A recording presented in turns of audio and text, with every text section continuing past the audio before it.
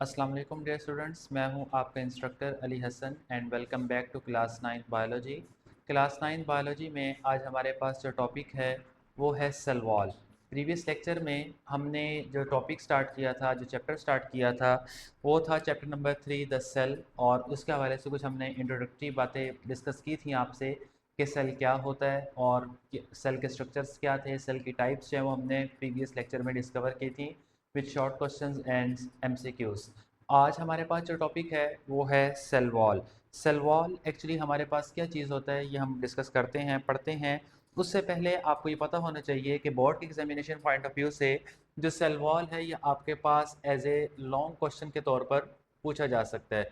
तो हमने इसको आपके सामने बिल्कुल वैसे ही पेश की है कि आप इसको किस तरह से एग्जामिनेशन पॉइंट ऑफ व्यू से लिख सकते हैं। तो सेल वॉल क्या है? वॉल कहा जाता है पर्दे को, कि सेल के बाहर एक एक्स्ट्रा कवरिंग होती है, एक पर्दा होता है जो उसकी प्रोटेक्शन करता है, सपोर्ट करता है, हिफाजत करता है।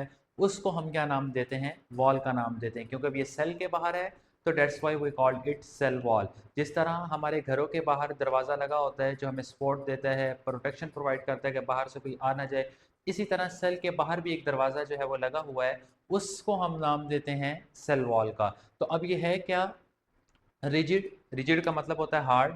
Non living membrane bound cell membrane called as a cell wall. कि आपके पास एक रिजिड नॉन लिविंग मेम्ब्रेन होती है जो सेल के बाहर मौजूद होती है, उसको हम क्या नाम देते हैं? सेल मेम्ब्रेन के इर्द गिर्द मौजूद होती है, उसको हम क्या नाम देते हैं? सेल वॉल का नाम देते हैं। उसके बाद अक्रंस की बात करें, ये पाई कहाँ पर जाती है, किन किन जानदारों के अंदर पाई जाती है?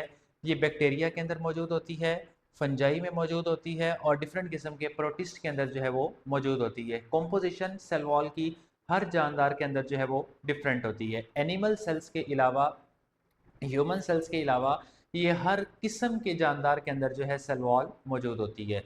उसके बाद फंक्शंस की बात करें, जैसे मैंने आपको भी बताया, ये स्ट्रेंथ हिफाजत करती है, मजबूत करती है, प्रोटेक्शन प्रोवाइड करती है, और सपोर्ट प्रोवाइड करने में जो है सेल वॉल का एक इम्पॉर्टेंट रोल होता है। उसके बाद अब कंपोजिशन की बात करें तो ये तीन किस्म की वॉल से मिलकर बनती है। एक को हम नाम देते हैं प्राइमरी वॉल, दूसरा हमारे पास होती है सेकेंडरी वॉल, और तीसरी आपके पास होती है मिडल लेमिला। प्राइमरी वॉल हमारे पास क्या है? जो सेल मेम्ब्रेन के बिल्कुल ऊपर होती है। बच्चा, ये हमारे पास एक सेल है, प्लांट सेल। अब इसके ऊपर हमारे पास एक वॉल आती है जो मैंने ब्लैक में ड्रॉ की है। This is called primary wall, PC से इसको हम रिप्रेजेंट कर देते हैं। अच्छा जी। अब प्राइमरी वॉल सेल मेम्ब्रेन के बिल्कुल आप जो है वो ऊपर होती है। अब ये किससे मिलकर बनती है? सेलुलोज से मिलकर बनती है, हेमीसेलुलोज से मिलकर बनती है, और पेक्टिन से मिलकर जो है ये बनी होती है। तो ये आपने कॉम्पोजिशन याद रखनी है। ये एमसीक्यूज के तौर पर जो है वो आपसे पूछी जा सकती हैं। और इसमें बड़ी इंटरेस्टिंग बात करता है कि जो सेलुलोज है वो क्रिस क्रॉस मैनर के जरिए से बना होता है। अब क्रिस क्रॉस मैनर्स क्या होते हैं? कि जैसे कि आपके पास एक फाइबर है, ये इसमें आके दूसरा लग गया, ये इसमें आके तीसरा लग गया, ये इसमें आके चौथा लग गया। आपने स्वेटर बुनते हुए अगर देखा हो तो उसमें एक फाइबर दूसरे में, दूसरा पहले में, पहला तीसरे में। तो इस तरह से वो जो आपके पास स्वेटर होता है वो कपड़ों की निस्बत ज़्यादा मजबूत होता है, मोटा होता है। इसी तरह ये सेलुलोज के जो फाइबर्स हैं ये प्लांट्स के जरिए से बचो आती है। तो उसके फाइबर्स एक दूसरे के अंदर इंटरमिंगल होते हैं, एक दूसरे के अंदर मुकम्मल तौर पर धंसे होते हैं। उसको हम नाम देते हैं क्रिस क्रॉस मैनर का। उसके बाद हमारे पास जो है वो सेकेंडरी वॉल आती है जो प्राइमरी वॉल के नीचे होगी। ये हमारे पास जनाब आ गई है आपके पास सेकेंडरी वॉल।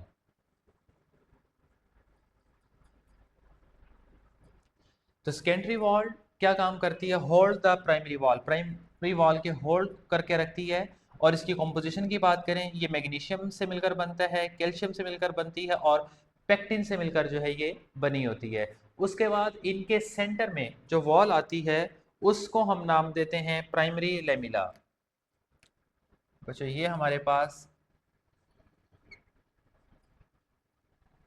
आ गई है मिडल लेमिला। ठीक है, सॉरी, ये हमारे पास मिडल लेमिला।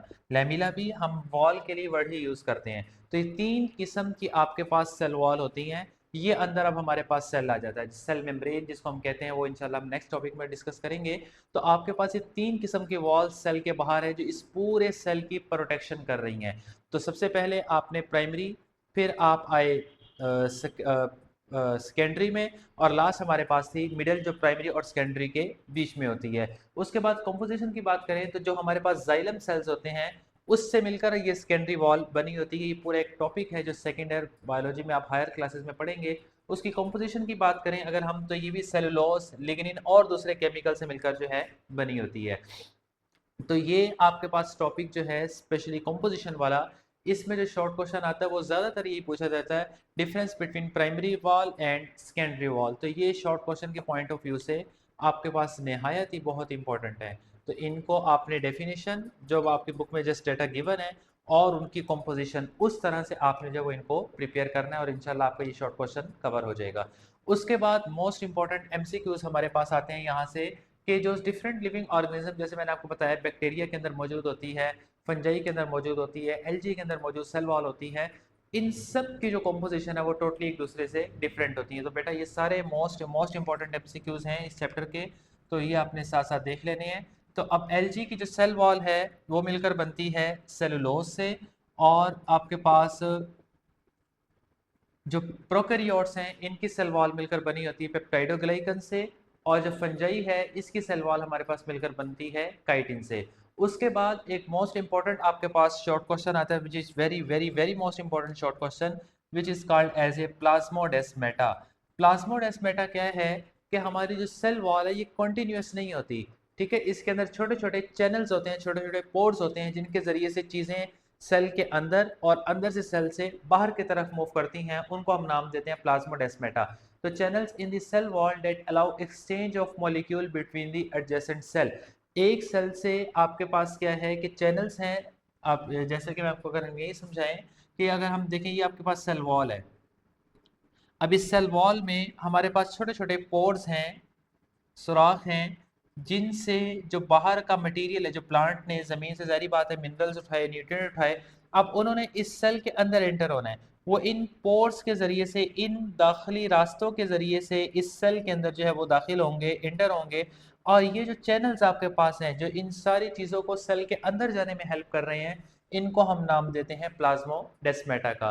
तो प्लाज्मोडेस्माटा ऐसे चैनल्स, ऐसे रास्ते जिनके ज़रिए से सेल अपने मटेरियल को अंदर की तरफ लेके जाता है, अपने अंदर लेके जाता है, वो आपके पास रास्ते, चैनल्स क्या कहलाते हैं? प्लाज्मोडेस्माटा कहलाते हैं। तो बेटा ये था हमारे पास एक important long question cell wall के नाम से, उसमें डेफिनेशन, कंपोजिशन, फंक्शंस और उसकी कंपोजिशन ये हमने आप डिटेल डिस्कस की हैं।